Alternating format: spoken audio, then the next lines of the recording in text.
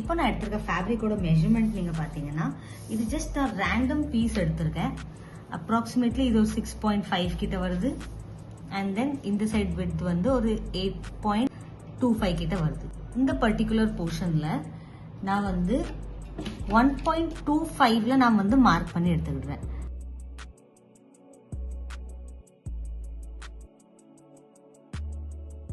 இதை நான் ஒரு ஸ்ட்ரெயிட் லைனா ஜாயின் பண்ணிக்கிறேன்.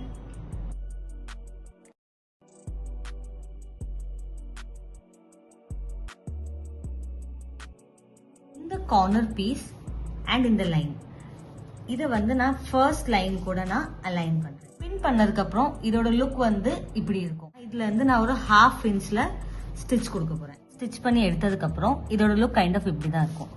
இப்போ நம்ம இப்படி ஓபன் பண்ணி பார்க்கும்போது நம்ம டிரா பண்ணியிருந்த லைன் நமக்கு கிடைக்கும். இப்போ அந்த லைனை நான் கைட் லைனா யூஸ் பண்ணி நான் சிசர்ஸ் வச்சு நார்மலா ஸ்ட்ரெயிட்டா கட் பண்ணிட்டே போறேன்.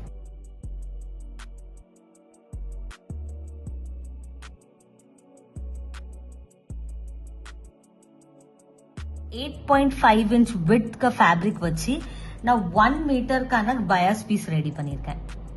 இந்த DIY டெக்னிக்ஸ் பத்தி இன்னும் தெரிஞ்சுக்க speak up of fashion institute சேனலை சப்ஸ்கிரைப் பண்ணுங்க. அண்ட் கோர்ஸ் பத்தி இன்னும் டீடைல்ஸ் தெரிஞ்சுக்க எங்களோட இன்ஸ்டா பேஜை ஃபாலோ பண்ணுங்க. பை பாய்.